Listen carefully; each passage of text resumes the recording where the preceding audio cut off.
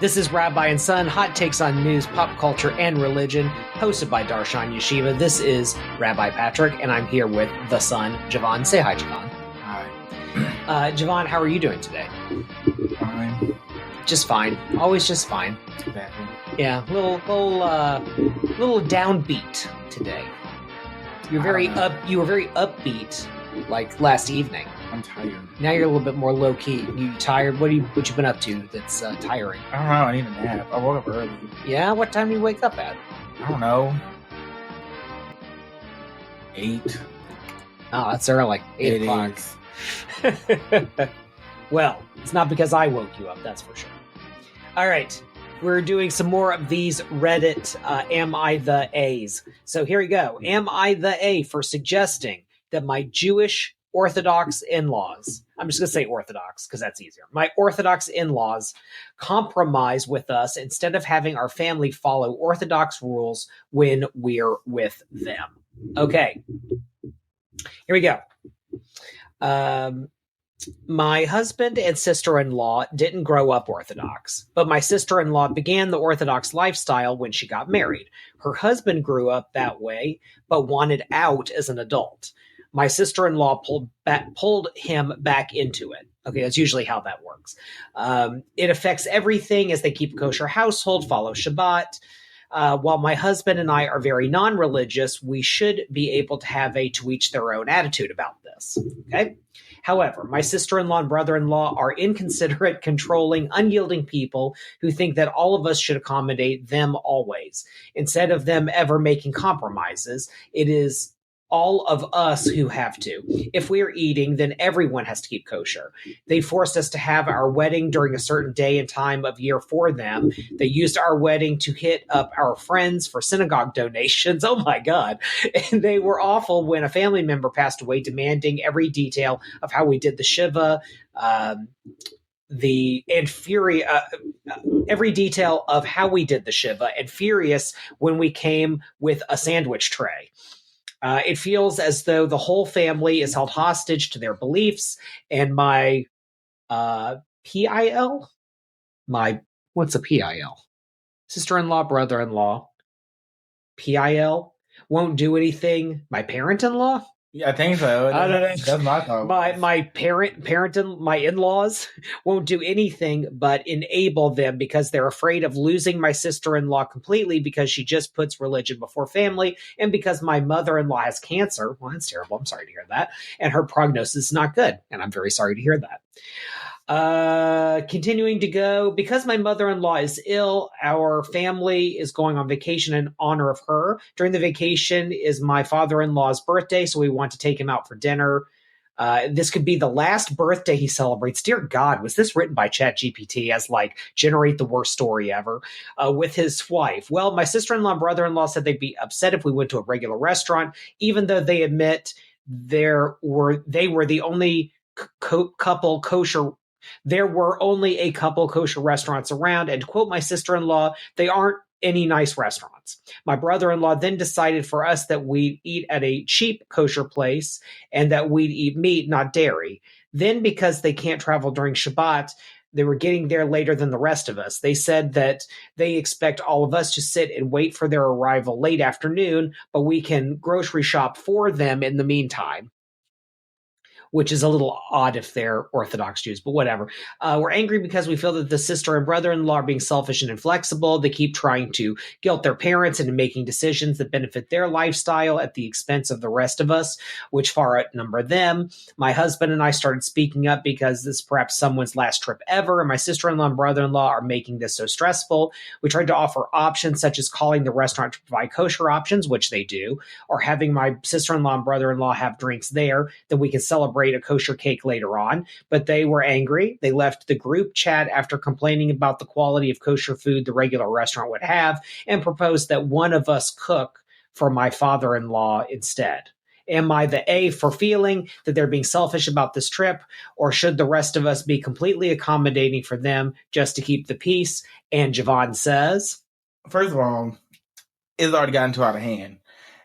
The fact that you are letting two grown adults, no one's going to tell me what I'm going to eat around whoever. if you know I don't keep those rules, I'm not going to do that just because you're sitting you're sitting right there with me. Like, I don't want to do it. That's not a thing I do. And that should be respected. If you can't respect it, then you need to go about your life. You can't control what other people got going on. And for the whole family to be, I'm just not getting, and this family is weak to me, and there's like a lot of weak people going around. And I don't know how y'all are raised, but you're just letting two people encroach upon your life. And then it's just, well, we need to accommodate to keep the peace.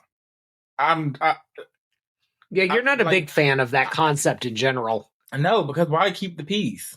There's no peace. Yeah. You're irritated. You're annoyed.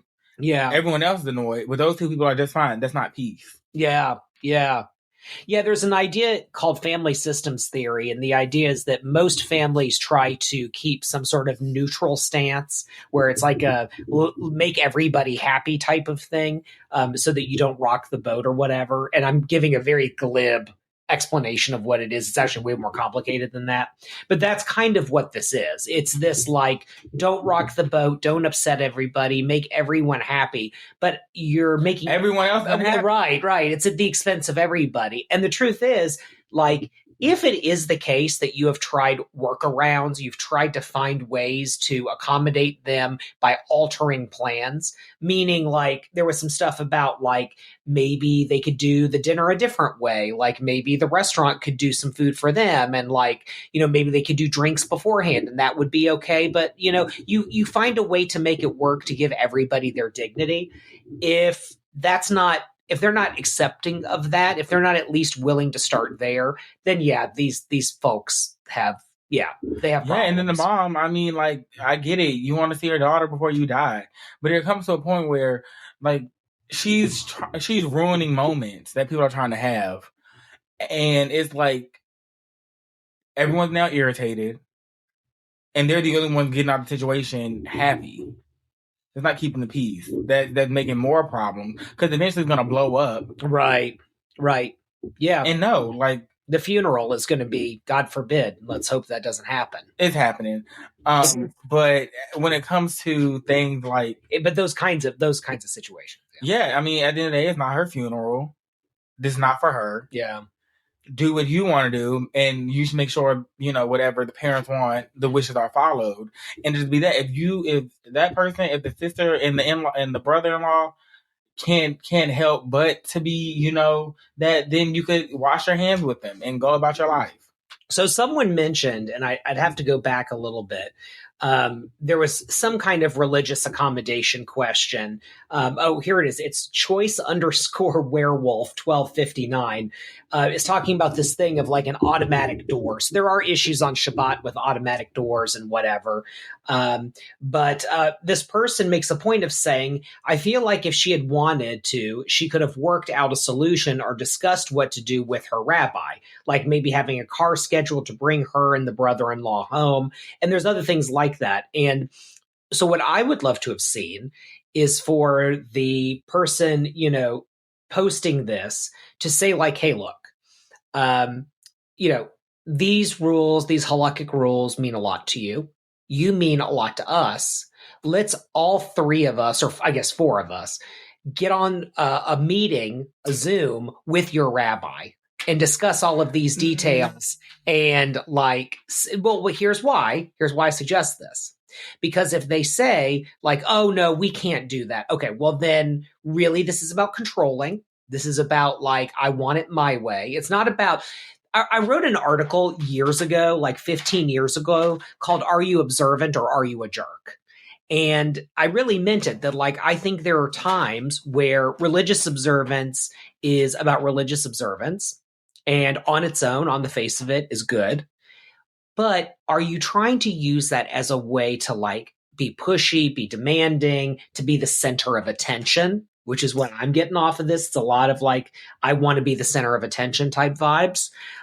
In which case, it's not about the religious rules. It is about finding a way that you can control situations.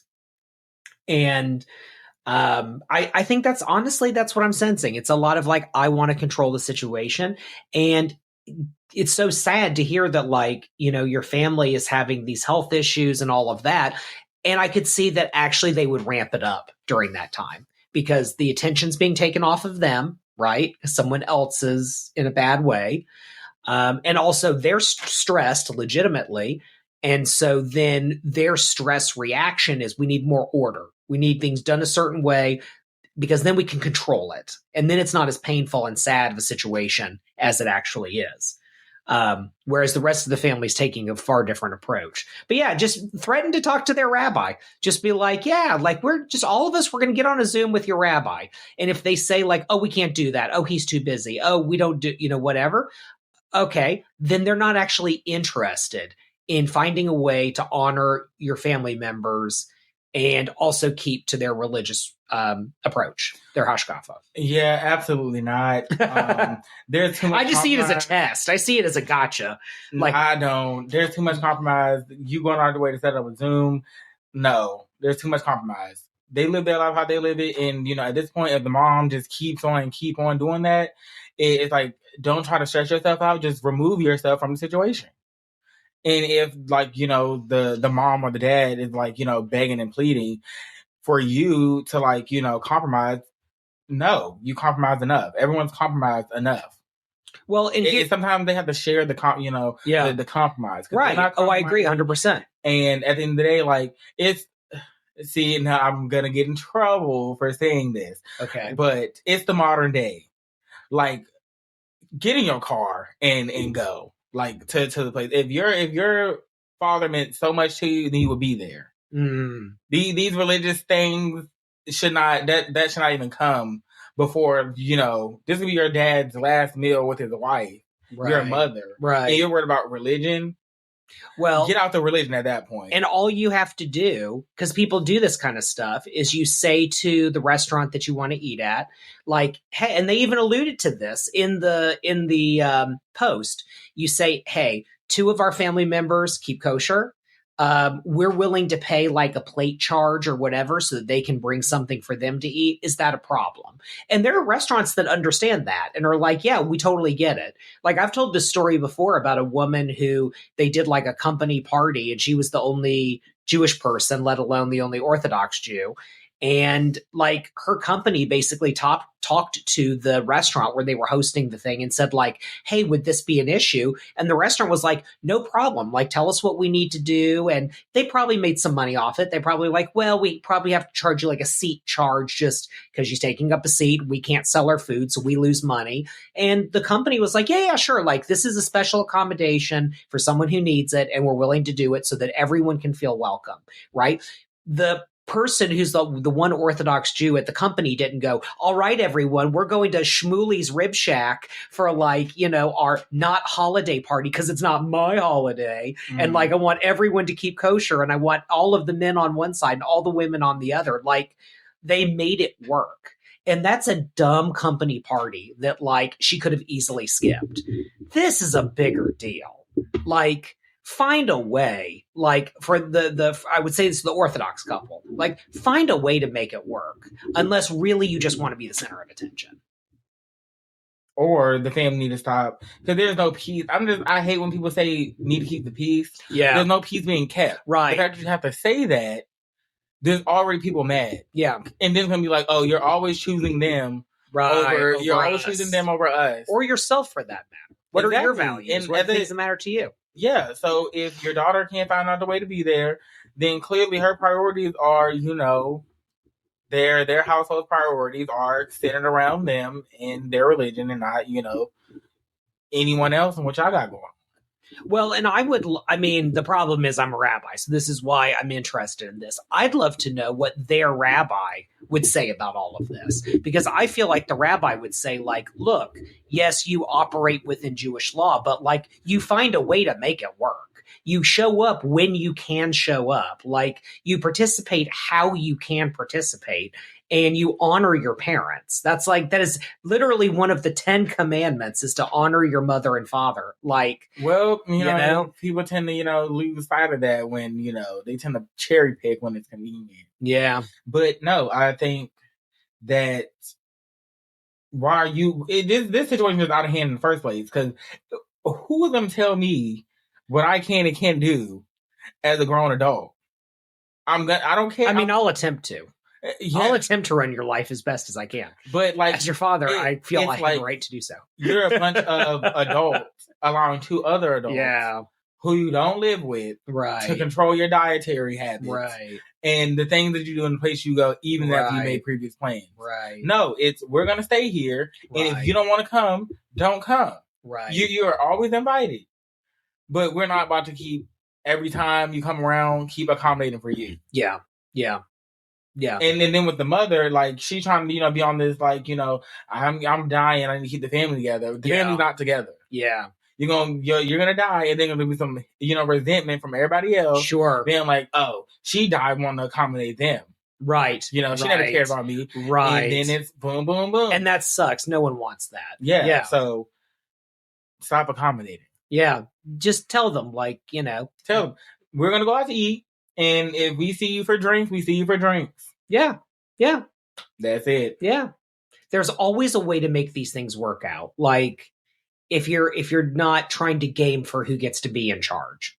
And I found that I actually feel sad for Orthodox Jews who get into situations where they basically get tired of being a minority, where it's like, we're tired of not being able to eat in the same places. We're tired that our calendar is different than other people's calendars. The solution is to move to Israel, because in Israel, none of these problems exist. Like, you can't take the train, right? Because it's Shabbat and the trains don't run.